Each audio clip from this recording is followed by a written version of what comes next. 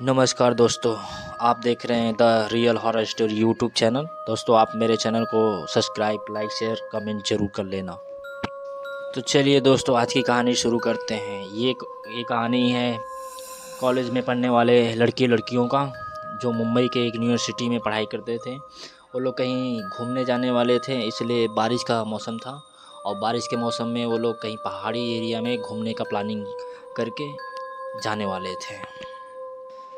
वो लोग ट्रिप का प्लानिंग करके अपने घर से निकलते हैं, लेकिन वो लोग डिसाइड नहीं कर पाते कि हम लोग को जाना कहाँ है। फिर वो लोग घर से कुछ दूर पे जाके डिसाइड करते हैं कि हम लोगों को राजस्थान जाना है। राजस्थान के पहाड़ी एरिया में उनका नाम था, जो लोग ट्रिप पे जा रहे थे उनका नाम था रोहित, राज, टीना, संध्या। वो लोग मुंबई से अपने घर से राजस्थान के लिए चारों निकल चुके थे। और लोग बीच में प्लानिंग बनाए थे कि हम लोग रास्ते में होटल में अच्छे से खाना पीना खाते, रुकते और घूमते फिरते जाएंगे। दोस्तों, उनको ये नहीं मालूम था कि उनके साथ में राजस्थान में जाके क्या घटना होने वाली है। उन लोगों इस खतरे से अनजान आगे बढ़ते चले गए। उन लोगों ने रास्ते भर में बहुत इंजॉय किया, अपना सब कुछ इंजॉय, फ़ोटो वोटो सब लेते होते आराम से वो लोग निकलते चले गए। राजस्थान उन लोगों को पहुँचते पहुँचते तकरीबन 11 से 12 बज चुका था, इसलिए वो लोग बहुत ज़्यादा थक गए थे। उन्होंने सोचा आज रात को होटल ले लेते हैं, सुबह में आराम से फ्रेश व्रेश होके घूमने फिरने निकलेंगे। इसलिए वो लोग होटल में जाके, एक छोटे से होटल में जाके वहाँ पे कमरे लेके वो लोग आराम से उस होटल में जाके आराम किए। सुबह हुई, वो लोग अच्छे से फ्रेश व्रेश होके नहा धो के खाना पीना खा के फिर से अपना घूमने के लिए चारों लोग वहाँ पे निकले। वो लोग घूमते फिरते इधर से उधर जाते जाते उन लोगों को दोपहर का टाइम हो गया। दोपहर में वहाँ उन लोगों को एक होटल मिला। होटल में जाके वो चारों लोग आराम से मस्त से खाना पीना खाए।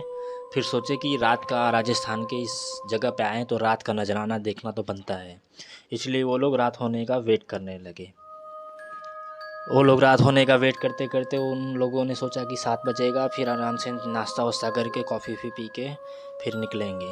जैसे ही 7 बजा, वो लोग पूरी तरह से तैयार होके राजस्थान का नाइट देखने के लिए वो लोग निकल पड़े। वो लोग घूमते फिरते आराम से जा रहे थे, इंजॉय करते हुए, मस्ती करते। उन लोगों को टाइम का कोई भी अंदाज़ा नहीं था, इसलिए वो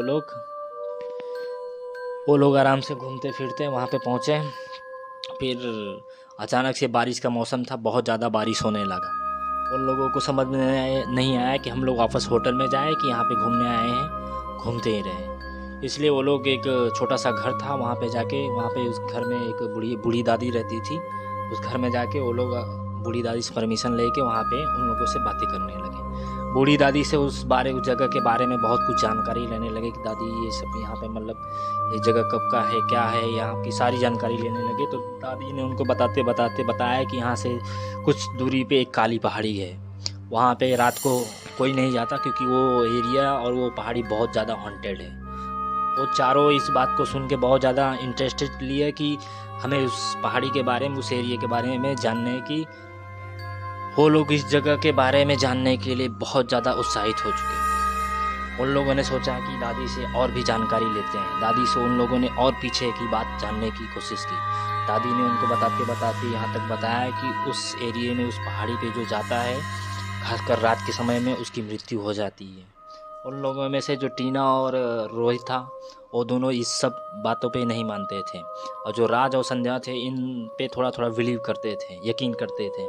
इसलिए जो रोहित और टीना थी, उन लोगों ने उस जगह पे जाके उस जगह के बारे में छानबीन करना थोड़ा सा इंटरेस्टिंग समझा, मतलब उस जगह के बारे में जानना ज़रूरी समझा, और सोचे कि अगर वहाँ पे कुछ होगा तो हमें कुछ देखने लायक मिल जाएगा। इसलिए वो लोग वहाँ पे दादी से बात करते करते, जब बारिश रुकी तो वो लोग उसी जगह पे जाने का फ़ैसला करते हैं। दोस्तों, कहानी में आगे बढ़ने से पहले मैं आप लोगों से बोलना चाहता हूँ कि आप लोग the real horror story YouTube channel को सब्सक्राइब करके अपने भाई को प्यार और सपोर्ट ज़रूर करें। अगर आप भी चाहते हैं कि आपका भी ऐसी ही कहानी, रियल कहानी आपके मेरे चैनल पे आए, तो मेरे चैनल को सब्सक्राइब करके मुझे इंस्टाग्राम पे अपनी पूरी कहानी लिख के, मुझे सत्य घटना पे पूरे कहानी बता के लिख के भेज देना। मैं आपकी कहानी को अपने चैनल पे द रियल हॉरर स्टोरी पे ज़रूर बताऊँगा पूरी दुनिया को। और अगर आपके भाई के ये स्टोरी अच्छी लगती है तो मेरे चैनल को सब्सक्राइब करके लाइक शेयर कमेंट जरूर कर देना। और अगर आपको भी कोई कहानी मालूम है ऐसी सत्य घटना पे तो आप हमें मैसेज करना, मैं आपके मैसेज का रिप्लाई ज़रूर करूँगा। चलिए आप इस अपने कहानी पे वापस चलते हैं। तो रोहित, राज, टीना, संध्या आगे जाने की फैसला करते हैं, लेकिन जो राज और संध्या थे उन्होंने मना किया कि देखो ये सब बातें सच भी हो सकती है। लेकिन जो रोहित और टीना थी वो दोनों इस बात पे अड़े रहे कि नहीं चलो वहाँ पे हम लोग चलते हैं, वहाँ पे चलने के बाद कुछ हमें इंटरेस्टिंग देखने को मिलेगा या तो सुनने को मिलेगा।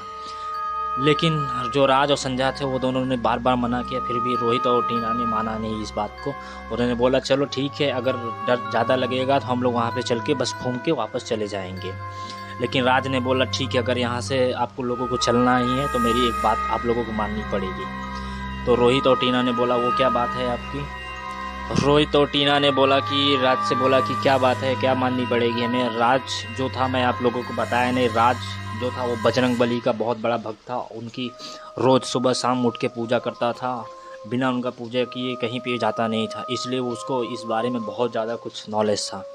राज ने बोला ठीक है, अगर आप लोग यहाँ से चलना ही चाहते हैं तो मेरे पास कुछ धागे हैं, मतलब जैसे कि बंधन जैसा कुछ था। उन्होंने बोला कि ये बंधन सभी अपने अपने हाथों में बांध लो। लेकिन जो रोहित और टीना थे वो लोग बोले कि इस टाइम पे क्या मजाक कर रहा है, और ये सब हम लोग नहीं मानते कि भगवान, अगर भूत सामने आ जाएगा तो भगवान हम लोगों को आके बचाएंगे। लेकिन जो राज था वो इस बात पे अड़ गया कि नहीं, अगर आप लोग ये बांधोगे नहीं तो मैं नहीं जाऊँगा। बहुत जिद करने के बाद रोहित और टीना दोनों मान गए, बोले कि ठीक है लाओ बांध लेते हैं।